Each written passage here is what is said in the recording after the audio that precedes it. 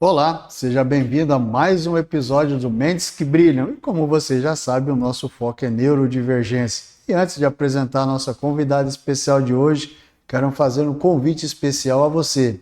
Corre lá nas nossas redes sociais, nosso canal do YouTube Mentes que Brilham CEO, ative todas as notificações para ficar por dentro de tudo que nós estamos produzindo. E também lá no nosso Instagram, Mentes que Brilham CEO. Tenho certeza de que todo esse conteúdo vai ajudá-lo e muito. E hoje nós temos aqui o prazer de receber conosco Érica Rezende.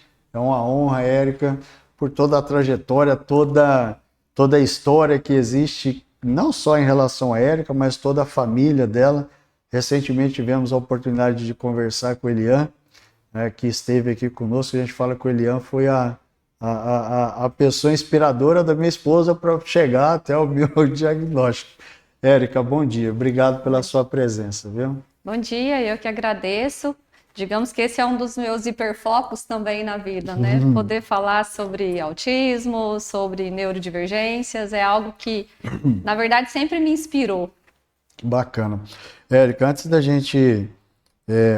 hoje você tem um projeto, né, chamado Autismo na Escola, mas antes disso nós tivemos aí um longo percurso até que isso se consolidasse e realmente atingisse e alcançasse a abrangência que tem hoje, que é com relação a todos os seus filhos, na questão do autismo. Como é que tudo isso veio surgindo, Érica? Vamos tentar resumir um pouco da história, né? Primeiro eu nasci em Rondonópolis, fui criada aqui, me casei muito cedo, mas por uma opção mesmo, opção de família, né? Aos 17 anos eu me casei e aí eu já estava no Paraná. Então eu fui fazer faculdade lá, nem existia faculdade de psicologia no estado do Mato Grosso. E aí eu iniciei a faculdade. No meu segundo ano de faculdade, o Enan nasceu e a gente já via alguma diferença no Enan, né? O Enan hoje com 33 anos e que algo era estranho. Na época, os meus colegas mesmo, os próprios psicólogos, médicos que estavam na faculdade comigo, a gente avaliou e ele tinha um diagnóstico de psicose infantil. É porque se confundia muito o autismo infantil e psicose infantil. E é óbvio que eu não comentei isso com ninguém. Ele tinha 3 anos, eu mesma fui fazendo essas estimulações possíveis, ele tinha dificuldade de fala e a vida seguiu. A gente mudou para um outro estado quando eu terminei faculdade, a gente foi para o estado de São Paulo, fui morar em Jales e acontece que quando eu estava lá, o Enan estava com 7 anos, o pai, né, faleceu. A gente já tinha o Elian com 6 meses. E na época que isso tudo aconteceu, as pessoas tinham dó. O pai era pastor, falava, nossa, que dó, ela tem 26 anos, ficou com um filho bebê, que era o Elian com 6 meses, e um filho bobo, que era o Enan com 7 anos. Então essa era a nossa história quando eu retornei para Rondonópolis. Eu não comentava com ninguém o diagnóstico do Enan, eu não ia dizer, olha, vou matricular na tua escola, ele tem psicose infantil, né? Imagina? Que eu jamais faria isso. E aí a vida seguiu muito naquela luta mesmo, de viúva, de 2 filhos para criar. 5 anos depois eu me casei, e aí nós tivemos a Isabelle. O que acontece é que a Isabelle, ela já veio desde a gestação, já com algumas dificuldades que nós sabíamos que algo estava muito diferente com ela. Então, quando ela nasceu, hipotônica, demorou a se desenvolver, a fala realmente não veio, e a gente começou aquela luta, né? A Isa nasceu em 2006, então aquela luta toda de diagnóstico, de correr atrás, e até que com 3 anos só, 2 anos e 9 meses, que nós tivemos o diagnóstico de autismo, porque ela fazia o FLAP, então, ok, o autismo é o que fica, mas Isa não desenvolvia, né, a contento. Também não tínhamos nada, Roberto, na época não tinha clínica, não existia, nem se falava. Fui eu pesquisar no estado do Mato Grosso, achei a AMA aqui em Cuiabá, mas que aí tinha umas 6 pessoas só, nada funcionava no estado do Mato Grosso. Então, levei o Enan logo em seguida, porque ele já estava lá com seus 18 anos, para prestar vestibular, fazendo cursinho, e a mesma psiquiatra que deu o diagnóstico para a Isa já falou, olha, é óbvio que ele é autista. Então, aí eu já tinha 2 filhos autistas. O Elian foi o diagnóstico que demorou para vir, que ele não teve atraso do neurodesenvolvimento, mas sensorialmente ele era o que mais tinha dificuldades. E aí ficou. Então, eu já tinha 2 filhos. O Enan veio sofrendo muito preconceito, sim. Preconceito não, foi falta de informação. Então, aí ele já estava na medicina, e sofrendo muito, e nesse último, no ano do internato, que seria o 5º ano e o 6º ano, ele teve dificuldade de inserção em grupos. Então, os grupos poderiam ser decididos pelos próprios alunos, eles não aceitavam o ENAM. Então, foi aí que era, tipo, eu vou me emocionar, porque foi bem na época de Natal, em que o ENAM já em casa e tentando inserir, pedindo para um grupo para outro para entrar, e os colegas, mas você é difícil. E todas as dificuldades citadas, eu ouvi todos esses áudios, eram exatamente as dificuldades que tangem ao autismo. A falta de controle inibitório dele, né? Então, se o professor perguntava, um aluno não falava, ele esperava um segundo e já respondia, né? E aquele apego dele, às vezes quando ele se apegava a um colega, o colega falava, o que precisar de mim pode contar comigo. Então ele de madrugada mandava mensagem, eu estava precisando. Então todas essas dificuldades, então ele sofreu muito. E muito próximo do Natal ele chegou para mim, eu ouvi os áudios, a gente ficou muito chateado, né? E aí foi quando eu realmente sentei no computador e chorando muito, e eu escrevi um projeto. Então, eu já tinha vivido uma experiência de ser chamada na escola para falar sobre autismo para a Isabelle, na escola Renilda. Né? Então, foi bonitinho, eu coloquei um vídeo da Turma da Mônica, deu muito certo. No dia seguinte, falaram que os colegas ficavam falando, olha, a mãe da Isa falou que é para... né, falar mais baixo. A mãe da Isa falou, deu certo, mas eu esqueci isso, e tinha sido no mesmo ano. Então, em dezembro, quando isso aconteceu com o Enan, eu falei, olha, vamos criar um projeto. E eu já chamei isso de Projeto Autismo na Escola. Eu digitei, cheguei pro Enan, falei, filho, no ano que vem nós vamos fazer um projeto incrível, eu vou nas escolas, eu vou falar sobre autismo.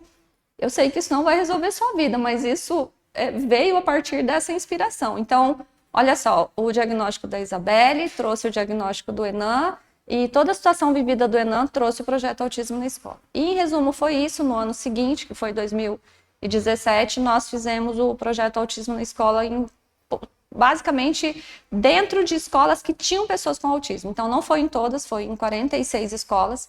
E isso incluiu ir para Goiânia, fazer lá em Goiânia também. Legal. Fizemos escolas em Cuiabá. Então as pessoas iam procurando. Eu usava a cartilha do Ziraldo, produzimos 5.000 cartilhas, né? Tudo próprio, assim, tudo voluntário, sempre por conta. Eu tirei a sexta-feira toda da minha agenda de consultório, eu risquei e falei, eu vou fazer isso. Assim, virou missão mesmo. E meu esposo veio junto, aí virou uma dupla, e a gente teve que organizar essa dupla que existe hoje.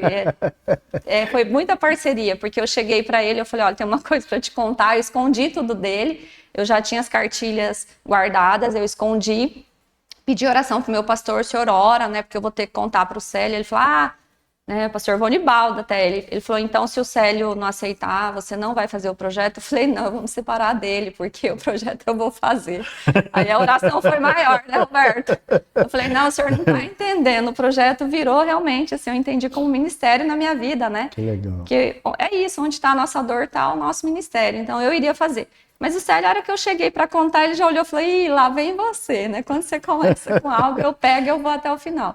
Ele falou, ele falou, não, faz uma camiseta que eu vou junto. Então, eu também não vou trabalhar nesse dia. E foi assim, foi o ano de 2017 todo. E o que aconteceu é que, na época, a primeira escola foi uma escola particular. Quando a gente fez, ela gravou um vídeo e colocou, e viralizou, seria isso? Na época de Facebook, o Instagram ainda não estava...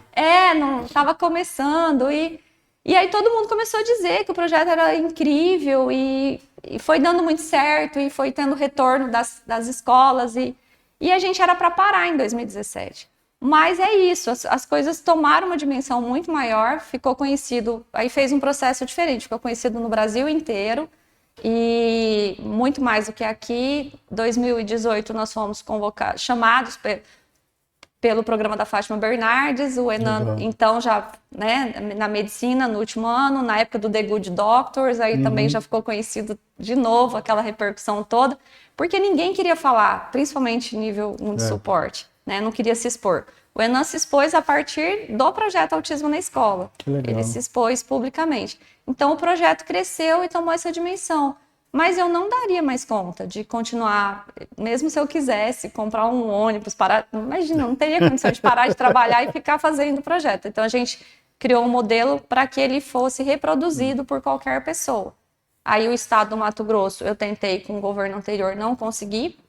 Quando entrou o outro governo, né, Mauro Mendes com a Virgínia Mendes, ela ouviu e ficou encantada. Legal. Falou, não, vamos replicar no governo do estado. Produziu 500 mil cartilhas, gravamos vídeos, ensinamos o modelo. Então, as escolas estaduais tiveram o projeto Autismo na Escola. Só que teve a pandemia, Roberto, isso acabou atrasando 2 anos. Então, tudo que era para ter acontecido em 2020 ficou parado até retornar, né? E o que faltava, assim, era eu conseguir escolas municipais aqui em Rondonópolis, porque eu não consegui que fizesse nas escolas municipais. Aí, esse ano, com o novo gestor, ele abriu esse espaço para a gente voluntariamente. Formamos 26 duplas voluntariamente, importante falar isso, né? Todo projeto é voluntário, né? Isso é algo que a gente vem percebendo, viu? Todo projeto voluntário, então luta de mãe mesmo. E aqui a gente conseguiu as últimas 30 mil cartilhas que estavam no governo do estado. E aí essas 30 mil cartilhas foram utilizadas. E aqui sim, em Rondonópolis, nós fizemos o projeto no modelo que deveria ser. Então eram as duplas, né? E foram em todas. Agora sim, foram em todas. Mais de 100 escolas. E fizemos o projeto esse ano como ele deveria ser nos moldes, como a gente construiu. Então, eu digo que a gente fechou um ciclo esse ano. Que maravilha. Érica, o foco nas escolas, a gente tem a preocupação, até falamos em alguns programas anteriores, que a criança de hoje é o autista lá do futuro. Nas escolas, qual que é o principal foco da conscientização? Mas tratar os aspectos ou adaptar a escola à criança? Como que...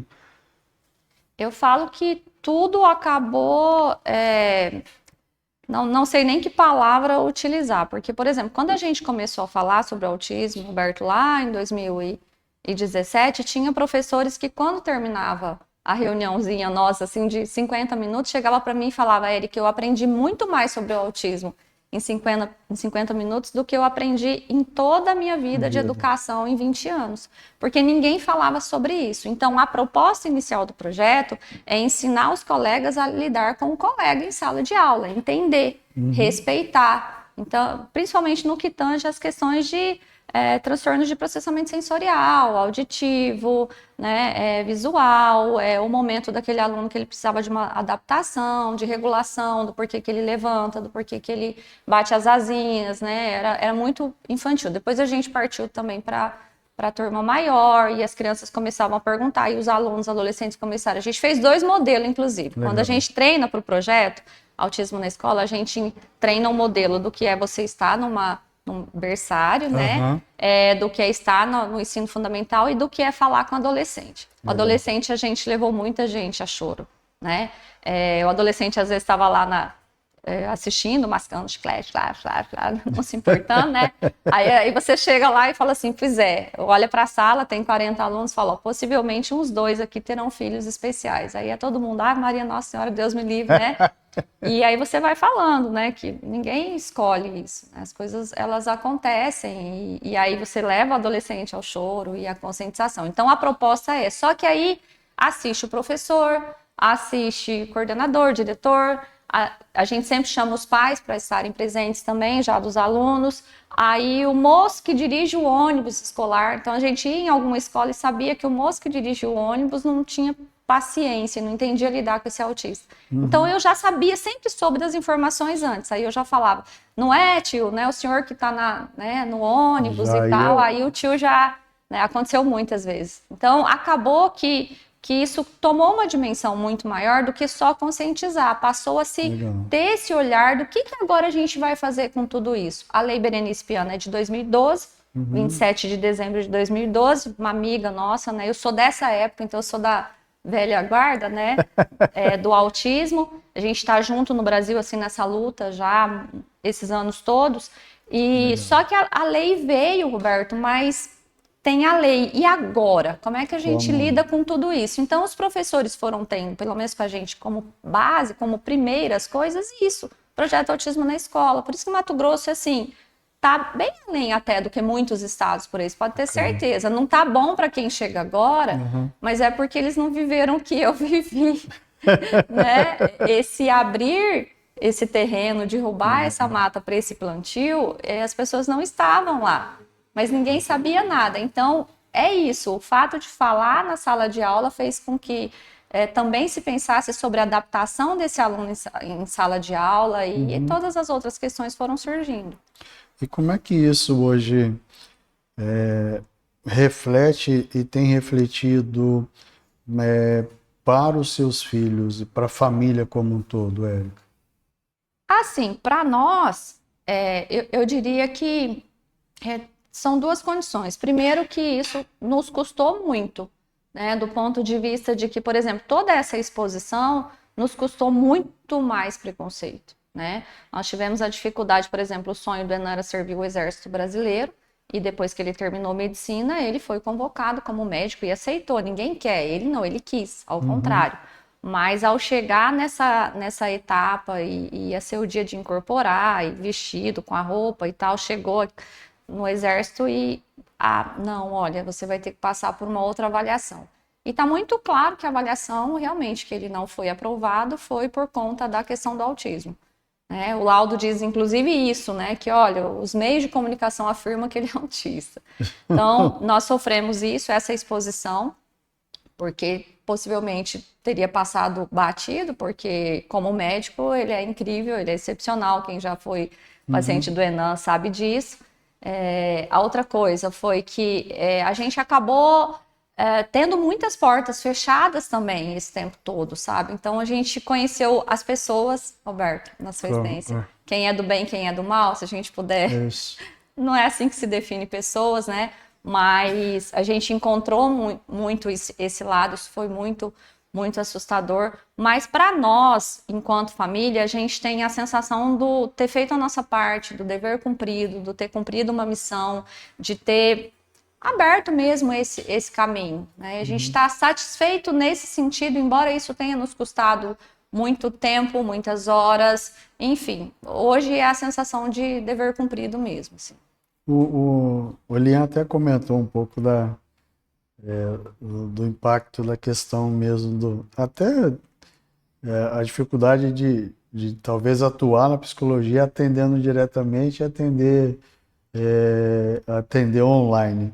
E uma coisa que ele falou para mim que foi muito interessante, eu até perguntei para ele, Lian, você quer a psicologia para atender o autista ou para atender o não autista? E eu gostei muito da resposta quando ele disse que a capacidade que eu tenho e o conhecimento que eu tenho, eu seria muito mais útil para levar o conhecimento a quem não tem conhecimento sobre o autista do que quem é autista.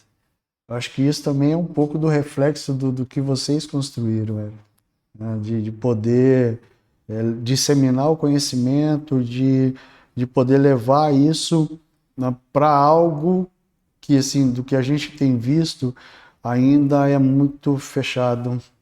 Ainda é como se você estivesse pisando em ovos. As famílias ainda são muito reticentes em assumir que tem alguém dentro da família que é autista. A gente vê o caso, até a dificuldade nossa mesmo aqui, de puxa, ó, tem um cara, tá, liga lá, entra em contato.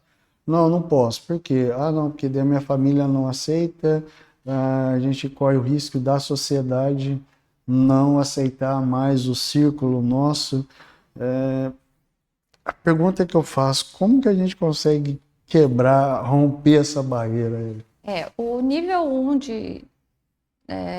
é o mais difícil, né? Mas vamos lá, o grau mais severo, né, o mais comprometido é o caso da Isabelle.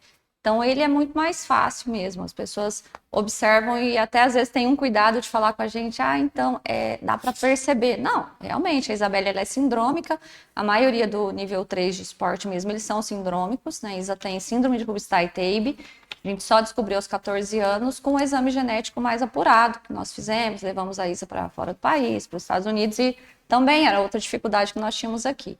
Então, ele é muito mais fácil de perceber. O nível 2 de suporte, eu diria que lá para os... já com 8, 9 anos, mesmo que a família não perceba antes, ele já fica mais visível. Mas o nível 1 é aquele que vai se percebendo, basicamente hoje, na adolescência ou na fase adulta, como aconteceu com você. E eu posso te dizer que a maioria dos meus pacientes hoje, né, nível 1 de suporte, não permitem ser expostos. Né? Você me procurou e eu falei, olha, Roberto, eu tenho bastante dificuldade porque eu tenho muitos pacientes, né? Não era para ser meu nicho de trabalho, eu gosto de gente básica, porque eu já tenho toda uma família atípica em casa. Eu diria que eu também tenho o meu fenótipo, né? Aliás, são 3 filhos autistas, meu marido é só TDAH, e a gente tem fenótipo, para mim, realmente não é o trabalho. Mas acaba que é isso, vai vindo para o consultório, a gente começa a atender, eu sou neuropsicóloga também, daí ali fala, olha, vamos começar a pensar numa avaliação neuropsicológica. Eu brinco, né? Eu posso brincar e falar, você é meio esquisito, tem alguma coisinha, né? E outra coisa que eu falo que eu não gosto de gente básica, né? Eu acabo me adaptando com os atípicos. Em casa, todo mundo que vai ser contratado tem que ter um negocinho, né? Que eu não quero trabalhar com gente básica demais, mas brincadeiras à parte, a gente tem feito isso. Acho que com o tempo, as pessoas vão entendendo que não tem como fugir. Não é que tudo é diagnóstico, de forma nenhuma. Todo mundo pode ter um pouco de cada, todo mundo é um pouco TDAH em algum momento, todo mundo tem. Mas ser e fechar um diagnóstico realmente é algo muito sério. Você passou pela avaliação neuropsicológica, você sabe. Então não tem como correr, né? É isso, os índices estão aí para provar. Então vai chegar uma hora que as pessoas vão entender que ok, tudo bem. Isso não define realmente quem você é. Mas eu vejo muito mais auxiliando quando a pessoa consegue encarar isso de frente, falar a respeito disso, do que atrapalhando. Né? Eu acho que foi o teu caso. E é o foco do projeto também, nosso, nesse sentido. Sim. Érica, você pensou em algum momento de tudo isso em desistir? Todos os dias. Todos os dias eu pensei em desistir, todos, assim, eu converso com muita gente fora aqui, né, da nossa região, do mundo, né, mães também que lutaram, algumas já desistiram de falar a respeito, já não tem mais, né, essas páginas falando especialmente sobre autismo, muitas pararam. Todos os dias eu penso, sim, em desistir. Esse foi um ano, por exemplo, atípico para nós, foi bem difícil, nós fizemos... Difícil assim, trabalhoso, né? Difícil não é porque eu amo falar sobre isso. Essa pessoa que conversa muito aqui não conversa muito assim. É que quando é sobre o tema, é paixão, é minha vida, né? É o hiperfoco. Esse ano foi um ano que a gente fez muita coisa, assim, né? A gente coordenou as duplas, deu tudo certo, conseguimos fechar todas as escolas. Né? Foi maravilhoso. Eu agradeço as duplas que estiveram com a gente do início ao fim. Depois a gente foi homenageado num desfile de 7 de setembro por uma escola também, né? A escola do Kaique, a gente ficou bem feliz. A gente fez a primeira corrida de rua da Isabelle, então é outro evento também para isso, sabe? Para a gente conseguir mostrar que o autista pode estar onde ele quer estar. E fechamos com o último agora, que foi o maior evento que já teve na cidade, né? Junto com o TJMT. Trouxe para a gente essa possibilidade, pediu o nosso apoio. A gente teve 1.500 pessoas, né, nesse evento, foi o maior evento que teve. Então, aí eu terminei dizendo que eu realmente não quero mais. Por que que isso acontece? Porque primeiro, às vezes, Roberto, a gente tem muita dificuldade, inclusive com quem é da causa. Né? A gente encontra, por incrível que pareça, às vezes a falta de apoio de quem está na causa.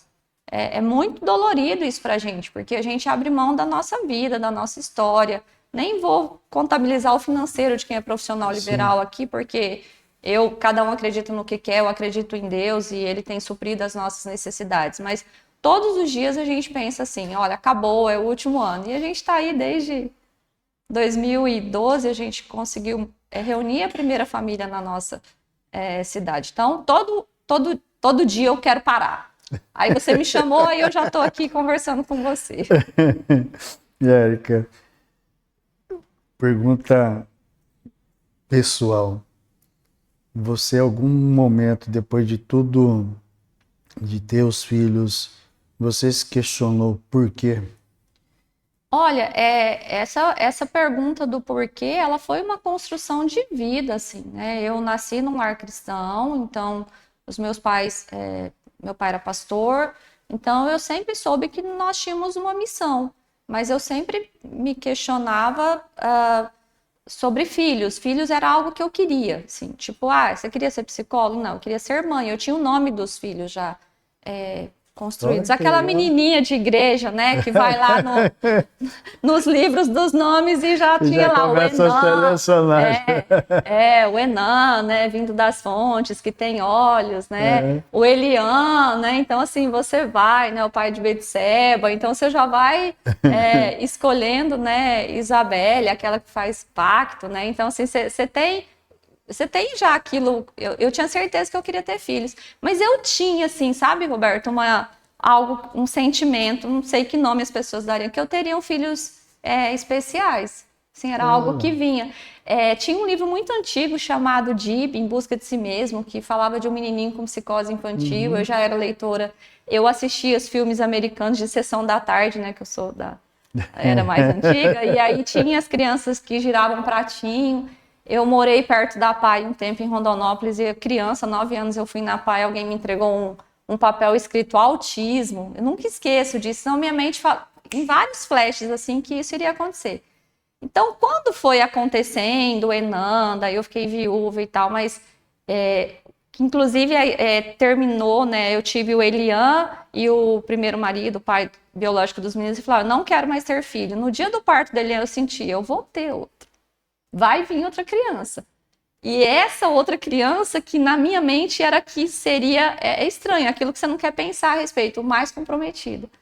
Então a Isabelle veio do jeitinho que desde a infância eu tinha esse sentimento de uma criança muito, muito comprometida. Isa é vocal, né, verbal, né? Inclusive ano que vem tem já projetos, vai sair o livro da Isa, né? Já de antemão, primeiro a saber aqui, que a gente legal. vai ter um livro sobre a história dela, um livro que a gente ganhou toda a construção do livro, nós vamos publicar. Então a Isa é esse que veio mesmo para ser esse brilho, essa luz e trazer. Então eu me questionei com Deus, especificamente uma experiência com relação a Isabelle, sobre por que comigo, né? E Deus, assim, numa madrugada, eu falei, eu fiz tudo certinho, eu casei de novo, né? Fiz tudo dentro do que se preconiza para um cristão. E por que o Senhor me deu uma filha estragada? Acho que foi uma experiência de madrugada, ela não dormia, um problema sério, até recorrente em autistas graves. E eu tive do Senhor, estragada onde? E a música, né? Que Ana Paula Valadão, você é linda demais, perfeita aos olhos do Pai. Nessa madrugada o Senhor disse para mim, mas para mim ela é perfeita. Não tem nada de errado com ela.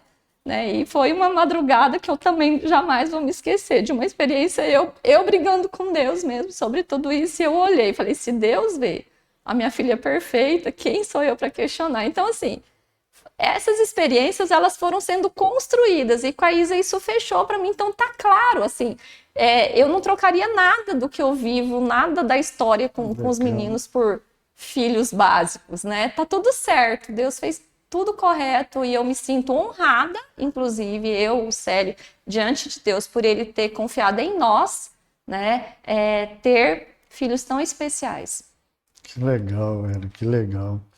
E quando você olha para o futuro agora, Érica, diante de tudo isso que vocês estão vivendo, como é que você imagina agora?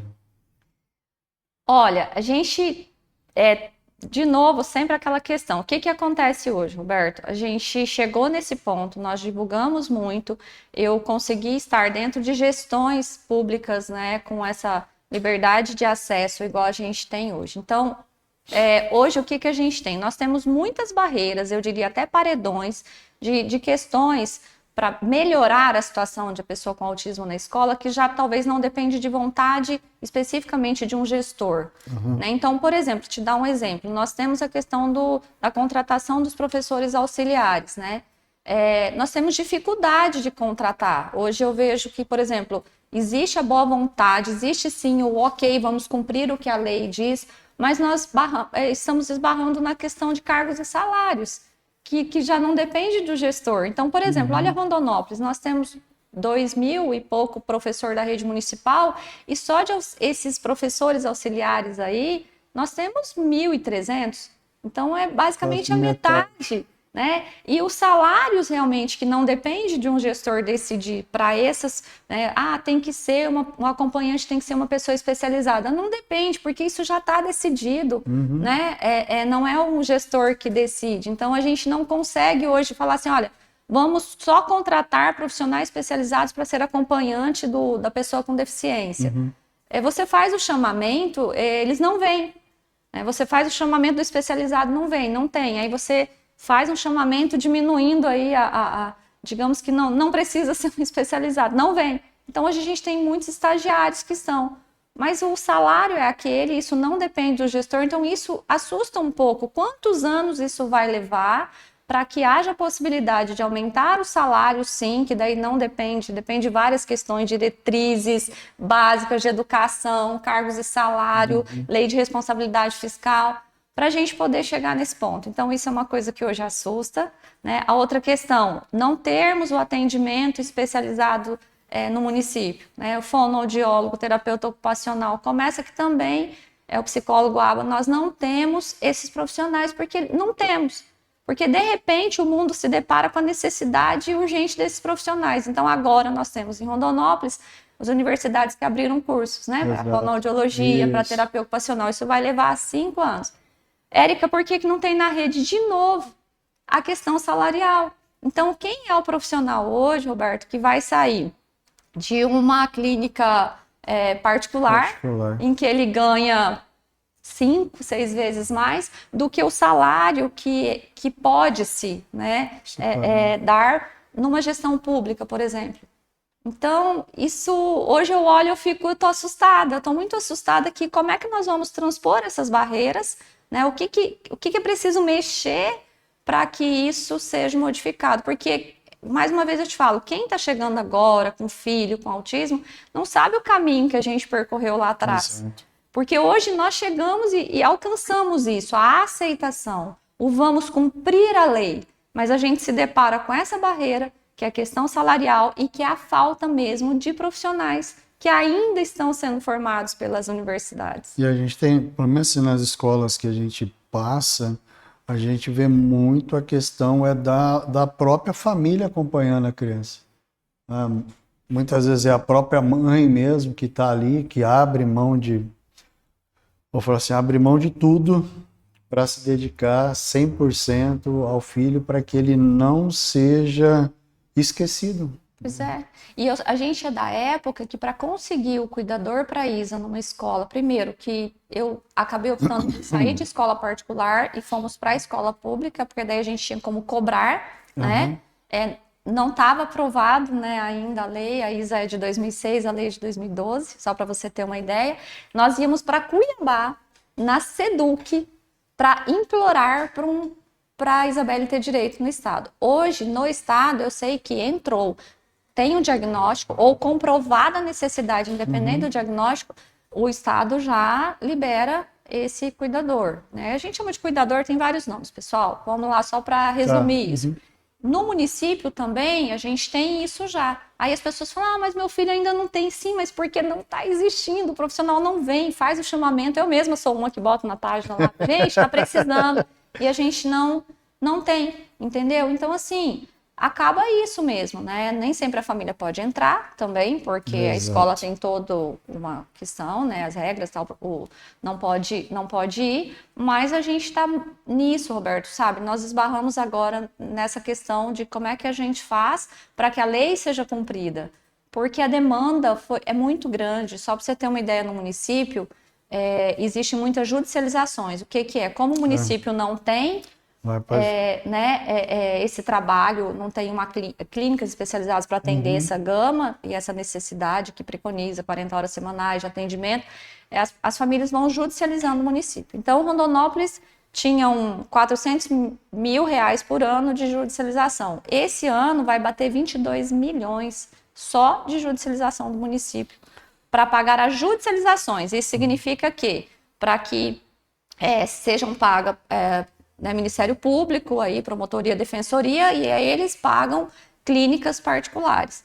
Então, aí hoje a gente tem um número grande de judicializações e aí a gente não tem verba para construir, então, também algo público. Então, por isso que eu te falo, realmente, o cenário tá assustador para a gente, porque a parte que nos coube, divulgar, a parte de ter leis, nós temos, mas a gente começa a esbarrar com o que é próprio do país. Né? O país, as leis vêm antes que sejam estruturadas para que elas possam acontecer. funcionar. A gente vê, por exemplo, casos, preciso fazer uma consulta. Cara, é 1 ano, 2 anos. E nem particular, às vezes, né? Exatamente. Só para você ter uma ideia, a questão de fonoaudiólogo e fisioterapeuta. Eu estou com uma tia que teve um AVC. A família está buscando esses profissionais particular. Eu, né, como neuropsicóloga, eu tracei todo um plano de reabilitação para ela. A gente precisava, nos 30 primeiros dias, um profissional todos os dias. Tanto, né, terapeuta ocupacional, fonoaudiólogo e fisioterapeuta. Mas nem pagando. A gente conseguiu, no máximo, 2 profissionais, mas por 2 vezes na semana, porque eles não existem. Exato. Então, estamos esbarrados agora nessa realidade. Para mim, a educação, de novo, precisa entrar, aumentar o número de cursos, sim, de profissionais especializados.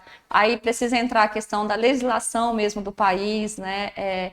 Vereador, deputados, para leis que melhorem e entendam o salário desses profissionais como alta complexidade, para que isso seja estabelecido. E aí, então, a gente ainda vai ter alguns anos, né, pela frente até tudo funcionar. Como esperamos sobreviver até lá. Oremos, né? Talvez não seremos mesmo nós que vamos nos beneficiar, mas saiba que nós somos, assim, a luta, né? Abrir caminho e a inspiração, assim como o seu trabalho tem sido aí. Agradeço por você ter ido mais rápido, né? E entendido a necessidade de fazer algo urgente. Não. No meu caso foi depois do período de luto.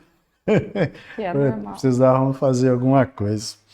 Érica, quando você hoje, assim, como mãe, e vê os seus filhos, um brilhante como médico, outro brilhante como psicólogo, e todo o avançar da Isabelle, qual que é o sentimento que vem como mãe? O melhor possível, né? Fiz a minha parte e deu certo, né? Então, assim, mais uma vez, cada um acredita no que quer, mas até aqui nos ajudou o Senhor, porque foi construído, regado com muita lágrima. Eu chegava, Roberto, a dormir e pedir a Deus em sonho o que eu poderia fazer para ensinar algo novo, por exemplo, o Enan. Como é que eu vou ensinar o Enan a amarrar um sapato? Porque nós não tínhamos acesso a esse tipo de informação. Eu comprava tudo de velcro.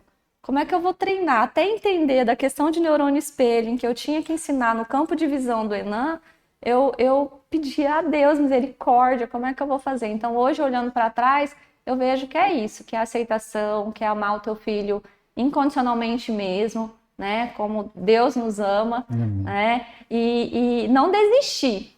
Não desistir. Então, por exemplo, mediante qualquer coisa nova de um filho autista, tipo uma demanda, e agora o que nós vamos fazer? A gente tem que dar remédio para a Isabelle. Como é que a gente faz? Eu já sei que isso vai demorar. Eu já sei que é um processo que eu vou ter que trabalhar. E é um trabalho que a gente chama de formiguinha, que é um trabalho lento, mas que a gente não desista. É por repetição, né?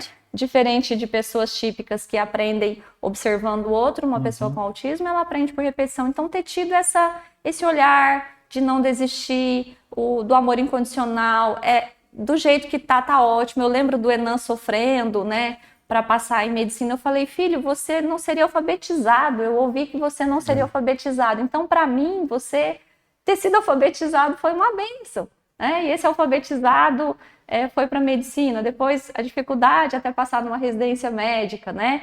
E passou. Então, assim, é possível. São dificuldades, mas não incapacidades. Então, é isso, assim. Eu fico imensamente grata a Deus, mas quero dizer que tudo é realmente uma construção. Né? Não é de um dia para o outro, né? Eu diria. A gente fala assim que não há coincidência, mas o fato de você ter feito a psicologia hoje te possibilitou também ajudá-los de uma forma extraordinária, certo? Foi incrível isso, porque em alguns momentos as pessoas falavam assim, quando tinha o diagnóstico da Isa, né? Falavam assim, ainda bem que é com você, né? Por eu ser psicóloga, né? Mas eu fui a mãe igual, eu chorei desde o diagnóstico do Enan, na época com 3 anos eu chorei muito, fiquei muito desesperada, eu choro bastante, acho que é isso. Eu falo que o choro, ele é o tumor derretido mesmo, né? Porque a gente põe para fora e se regula. E depois o da Isabelle também, apesar de já saber, foi mais um alívio, na verdade, da Isa. Até o do Elian, por eu ter demorado tanto, fui fazer só para... Eu queria documentar o TDAH dele, né? Falei, se é TDAH a vida inteira, ele não tem nada de TDAH, né? Até porque as altas habilidades por dotação, ela faz uma seleção daquilo que ela quer prestar atenção. E não era também, eu também chorei. Então, é isso, assim, é uma história. Que legal, Érica. E hoje, voltando, como é que o Célio se sente hoje com tudo isso? Olha, é muito legal o Célio, assim, porque ele é um diferente da turma, né? Porque ele tem o TDAH, e o TDAH do Célio, ele é hard, assim. Meu marido, ele tem miopia temporal, então ele não percebe essa passagem do tempo, isso é bem legal. Mas o Célio, ele tem uma importância enorme na nossa vida, né? Porque ele é o cara sociável, ele é o que traz a sociabilidade, ele é legal demais. Então, em uma situação pública, se a gente sai publicamente, eu sempre levo. Porque o Célio, quando ele vê gente, o olho dele brilha. Eu fico olhando para ele, eu vejo que ele brilha, ele quer conversar, ele é simpático, ele é legal. Então, assim, olha como eu acredito em Deus, assim, não tem como. Ele veio para somar para nós, assim. Então, a gente não precisa, não, porque tá tudo certo. A gente tem os que não gostam de conversar, tem o Célio que é legal e sociável, e é muito gente boa. A gente tem, é importante até falar isso, Roberto, em casa a gente construiu uma forma diferenciada mesmo de viver. Então nós temos o horário da mesa, o horário do almoço em casa é sagrado, do meio-dia a 1 a gente senta, e é uma terapia grupal. Então as funcionárias sentam conosco na mesa, isso pra gente não existe diferença de classe, a gente sempre colocou junto, e a gente começa a perguntar, e aí, o que tem pra hoje? Já tem isso, né? Eu lembro da cuidadora da Isa no início, ela falava, vocês não conversam nada de porcaria, tudo aqui é sempre muito útil, assim. Ela também fechou o diagnóstico dela, recente, também. Para ter se aproximado tinha que ser atípica. Então a gente tem esse horário e a gente fala do Célio, das questões dele, do TDAH, a gente observa que o TDAH, ele presta atenção numa coisa ou em outra, então a gente está conversando um assunto, de repente o Célio fala, e tal coisa, tal coisa. A gente acabou de falar daquele assunto. Mas ele explicou que o cérebro dele ou capta aqui ou capta lá. E o autista não, capta tudo que está acontecendo à sua volta ao mesmo tempo. Então, dá muito certo isso, né? Um TDAH com autista um completa o outro, e é maravilhoso. O Célio é o que regula a família. Ele é um relações públicas, a gente também ajuda muito, né? Porque ele se perde muito, nas viagens ele atrasa tudo e a gente tem que ficar correndo atrás. Muda o endereço, então. Nossa, assim, a gente tem que ficar sério, bem. A gente teve uma experiência numa viagem internacional, minha sorte é o Elian ser o poliglota da família, em que ele tinha que estar no ônibus num determinado momento, todo mundo entrou e o Célio era uma ilha. Então a gente estava navio e tinha que ir embora de navio, não tinha jeito. E o Célio sumiu. E aí ficou o Elian, né, com a guia falando lá, acho que era em inglês, e pedindo para esperar, e eles não querendo esperar, e o Célio aparece. Nossa, o ônibus já indo embora, e ele, mas vocês falaram 10 minutos, mas já tinha passado muito mais que 10 minutos. Então, a gente tem essas coisas também. Então, um completa o outro, entendeu? E o Célio ama essa questão dos filhos, ele sempre quis ser pai. O Elian, ele adotou judicialmente. O Enan chama ele, pediu para chamar ele de pai, que me emocionou muito, já grande, né? Falou assim, eu posso te chamar de pai? Menino com 30 e poucos anos, né? E grandão, enorme. E a gente sai, ele, pai, benção, pai. Né? Então, os três. Então, eu vejo hoje, assim, né? Que Deus fez tudo certo. Cuidou de tudo tudo. Certo. Cuidou de tudo. Érica, qual que é o seu maior sonho hoje? Eu penso que eu vou construindo isso também ao longo da vida e nas etapas que eu tenho conseguido concluir. Então, hoje é a autonomia financeira dos meninos, né? Os meninos, gente, é o Enan, médico, o Elian, terminando uma segunda faculdade também, que eles tenham autonomia financeira, que eles possam sobreviver sem a necessidade de mim, né? Do meu trabalho, eu acho que essa é a luta. Com relação à Isa, a gente organizou já a vida financeira para caso a gente não esteja mais aqui. né? Com a Isa é diferente, né, Roberto? Ela é um caso grave que eu falo assim, talvez seja a única filha que eu peço a Deus que me dê um dia mais de vida do que para ela, porque eu acho que ninguém vai cuidar tão bem dela quanto a gente. Então é isso, é que eles têm autonomia financeira, que eles realmente, né, vão conseguir, eu sei, ir para o labor, trabalhar e se manter e seguir aí, né?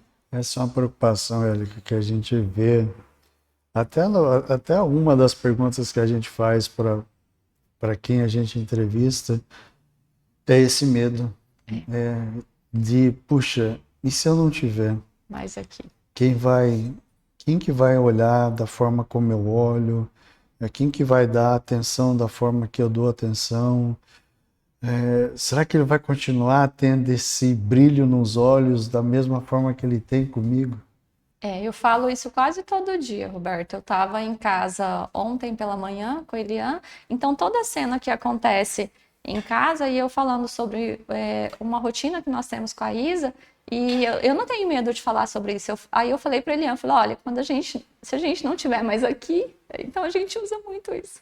A gente tem muito medo, olha, você nunca deixe faltar isso e isso para tua irmã, porque você sabe a importância disso para nós. Então, assim, essa é uma parte muito complicada para todas as famílias. Essa é uma outra parte, né? Exatamente. Que a gente ainda tem que lutar para ter lugar para os autistas mais velhos, porque é diferente de colocar num lar de idosos comum, né? Então, é a residência assistida.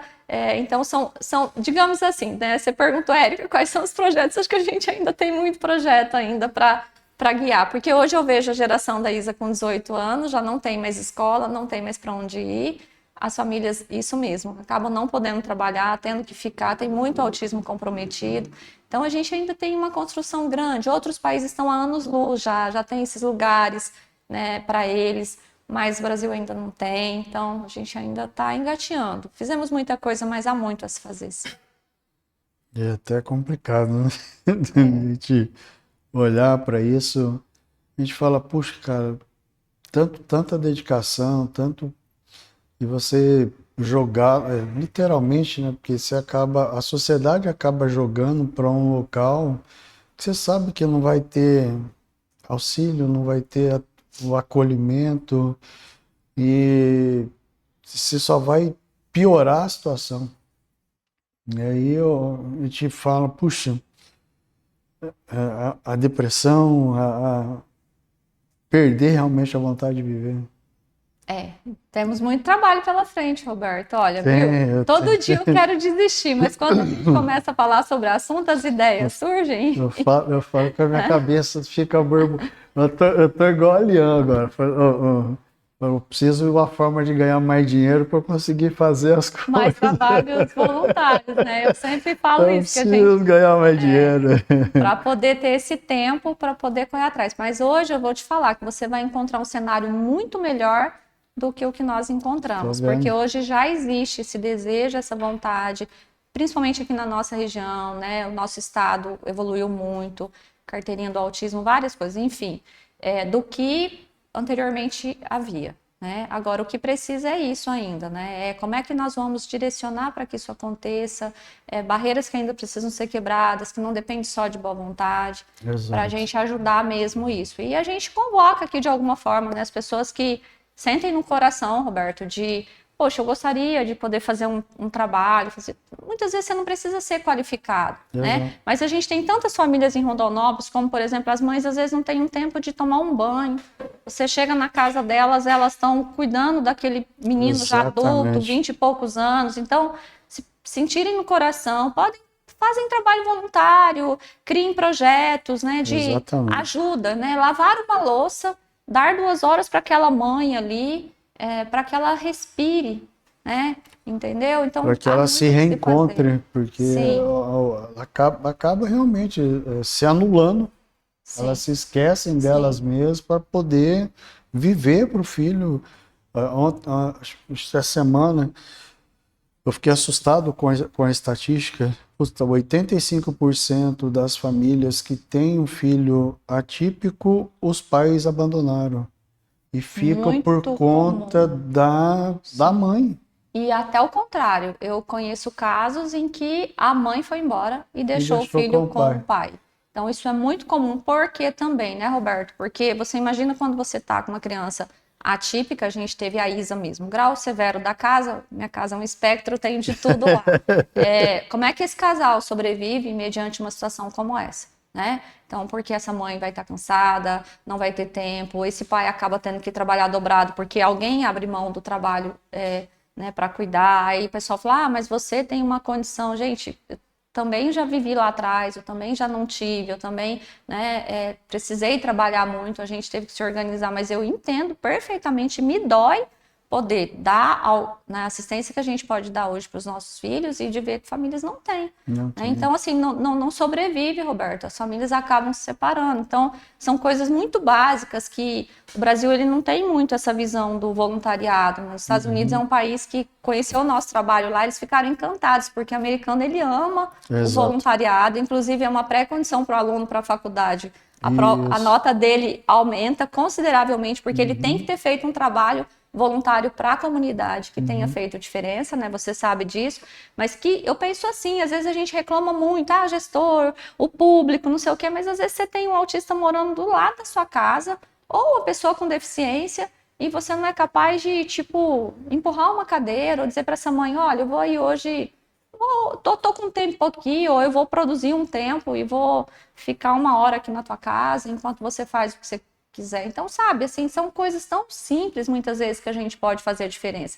E é melhor dar do que receber, porque, na verdade, o nosso organismo libera substância de prazer e satisfação, libera ocitocina natural. Deus é tão perfeito que não é sobre eu ter mais do que você, não, ao contrário, é que o nosso corpo naturalmente produz. Então, nós tivemos muitas dificuldades, mas o prazer e a satisfação nossa de poder ter feito algo, de poder ajudar, não tem remédio que exatamente. Que e não precisa de holofotes também, que esse é algo você não precisa publicar, cara, é algo que a pessoa sente, ela sente algo diferente. Imediato, né? Exatamente. No corpo, né? Deus já dá o pago e imediatamente na liberação de neurotransmissores que te deixam extremamente satisfeito. Gente, se deixar, nós vamos até amanhã aqui conversar. Tem muita coisa bacana para falar. Tudo, né? Mas, Érica, eu agradeço mesmo de coração, né, por poder compartilhar um pouco com a gente. Acho que talvez de uma forma diferente, né, mais pessoal, vamos assim dizer, e trazer um pouco essa realidade, que é a realidade do nosso mundo, que é o mundo realmente do mundo do autista, como família, como mãe, e nós também, de poder compartilhar com vocês um pouco também dessas experiências e saber que, de alguma forma, isso é mais um tijolinho, é mais um degrau que nós estamos subindo, é mais a informação que nós estamos levando, e a gente sabe que isso vai poder ajudar também muitas famílias.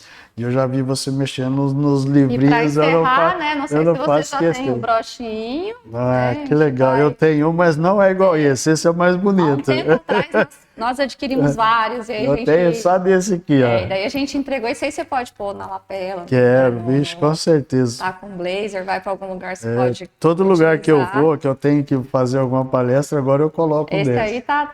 Essa é a cartilha, né, do projeto Autismo na Escola, que foram produzidas 500 mil. Na época só tinha o diagnóstico do Enan e da Isa, né? Agora podemos acrescentar o do Enan, o Elian, mas o Elian tá aí dentro. Esse é o livro do Enan, é o Expressamente, que o Enan publicou aqui, até o Hermélio, né, nos auxiliou. Mas aí quando o Enan vier, tiver a oportunidade, ele vai autografar. Eu quero, ele é o próximo. Assinar para você. Tô contando com ele também. Tá bom? E agradeço imensamente. Esse é um assunto que acho que sempre que a gente for chamado, a gente tem aí uma história uma trajetória, né? Fala, o hiperfoco liga. Com certeza. A gente termina a gravação, mas dá a impressão que ainda vai umas 4, 5 horas para desligar. Porque toda hora a gente fica lembrando de, puxa, poderia ter falado isso, poderia ter falado... Cara, mas não dá tempo, é muita coisa. Vamos ter. É muita coisa. Mas, gente, é uma honra, é um prazer, quero que vocês saibam disso. depois que eu tive o meu diagnóstico, isso passou a ser para nós um momento mesmo de amor e de amar isso que a gente faz. A gente investiu em tudo, essas aparelhagens que tem tudo aqui. Falei, cara, eu preciso fazer um negócio que seja diferente. E graças a Deus tem dado certo e nós temos tido pessoas que realmente fazem a diferença na vida das pessoas, como a Eric e toda a família.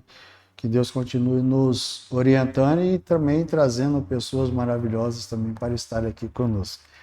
Ok? Finalizamos por aqui mais uma edição do nosso Mentes que Brilham e nos vemos no próximo programa. Até mais. Tchau, tchau.